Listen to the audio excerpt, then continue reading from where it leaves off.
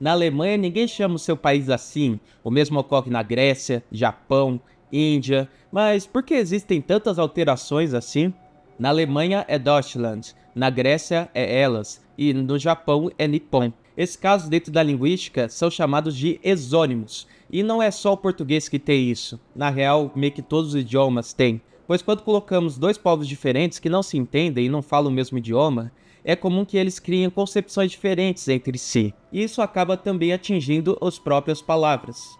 Por exemplo, no leste da África era comum o uso da palavra mizungo para se referir ao europeu, sendo que no idioma Swahili significa andarilho, já que os europeus costumavam andar por aí. A mesma coisa acontecia com os europeus chamando os africanos de negros, já que os africanos em si nunca tiveram essa concepção de cor. E sim, essa mesma relação ocorre com os nomes dos locais. Por exemplo, o nome da Alemanha vem do termo Allemagne, do francês, que é a maneira que os povos francos chamavam lá na Idade Média os povos da atual Alemanha. Todavia, essa palavra correspondia mais para a tribo Alemanni, não para os outros povos germânicos. Porém, o termo generalizou todo o grupo na visão dos franceses, que passariam posteriormente aos portugueses. Que é um pouco irônico, já que os francos são alemães, de certo modo.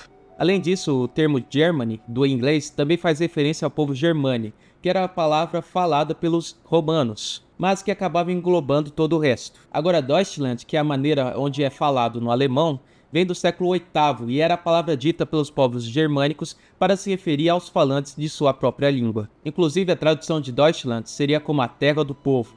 Então, na prática, o nome não fazia alusão a nenhuma tribo alemã específica, e sim na união de todos. Como a Alemanha surgiu apenas em 1871, o conceito dessa nação é bem recente, e durante boa parte da história não era algo presente na Europa. E a confusão piora, já que no finlandês e estoniano o nome da Alemanha vem da palavra saxão, que é uma outra tribo germânica que acaba englobando todo o resto. Sem contar o japonês, que chama de Doitsu, que é uma aproximação do termo original de Deutschland, mas dita pela fonética nipônica. Falando na terra do sol nascente, Japão também não é um termo utilizado pelo povo local. Essa palavra que falamos hoje vem de um grande telefone sem fio.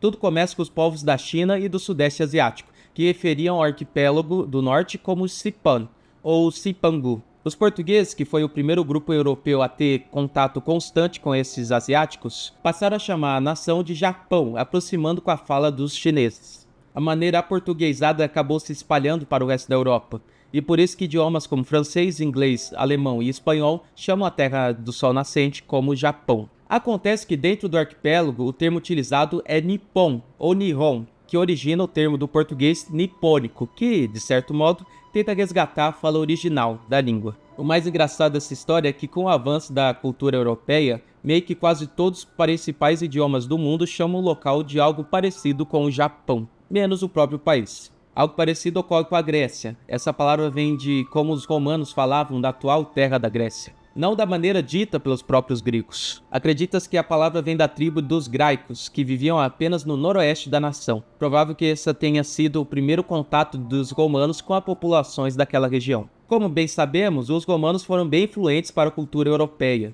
Por isso que quase toda a língua de origem desse continente chama a nação de Grécia, por mais que dentro do país seja utilizada a palavra Elas. Daí vem a palavra helênico, inclusive.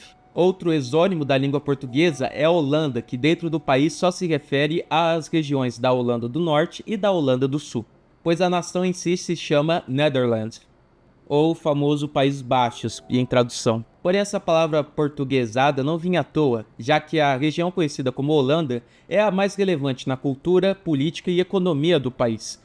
Ou seja, quando um português se encontrava com um neerlandês, é provável que ele fosse também um holandês. A própria capital Amsterdã fica nessa região histórica. O curioso disso é que o próprio Países Baixos fez um marketing para que os chamem com essa nomenclatura. Mas ainda é difícil mudar o uso popular dos falantes de língua portuguesa, espanhola, italiana, árabe e incrivelmente japonês, que pegou essa influência do próprio português. Inclusive, eu fiz um vídeo sobre esse contato de Portugal com o Japão. Falando de outros exônimos, temos um caso bem curioso que é a Índia, que tem dois nomes diferentes entre indianos para se referir ao próprio país, Hindustão e Bharat. Bem, antes de explicarmos a razão disso, temos que deixar claro que a Índia não era um povo em específico, e sim uma junção de várias populações dentro do subcontinente indiano. já que cada grupo vivia de seu modo, com governo, idioma e até religião própria. Com o colonialismo, os britânicos chamavam o local de Índia, que surge dos antigos registros dos gregos, falando das populações hindus e do rio com o mesmo nome. Assim, a palavra Índia se traduz como a terra dos hindus. O problema é que alguns indianos não curtem essa nomenclatura, pois muitos deles não têm a cultura hindu em suas vidas, praticando até outras religiões como o sikhismo e o budismo, e falando outros idiomas além do hindi. Após a Índia se tornar independente em 1947, alguns líderes do país queriam abdicar a palavra Índia para usar um termo mais local. Daí surge Bharat, que é usado desde a antiguidade para se referir a todo o subcontinente, assim valorizando uma origem mais tradicional.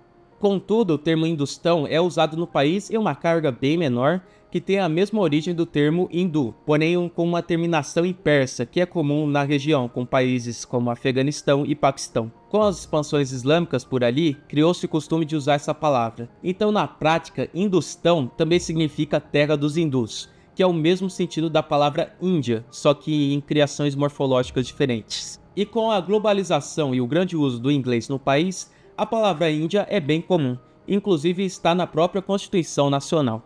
Existem outros casos de exônimos de países como Albânia, Geórgia, Armênia, além de países que a gente adapta para a nossa fonética, como a Polônia, que dentro do país é Polska. Também existem nomes curiosos com cidades, como Pequim, que dentro da China é chamada de Beijing. Existe uma pressão para usar palavras tradicionais ditas pelo próprio povo, mas é algo bem complicado, já que os idiomas costumam não ter os mesmos fonemas, e aprender a falar da maneira correta pode não ser muito trivial. Aliás, ninguém está errado por colocar nomes diferentes, pois acostumamos fazer isso para tudo. Ou será que existe uma maneira certa de chamar o cachorro? De qualquer forma, siga o canal Brabo Texto para mais curiosidades bizarras.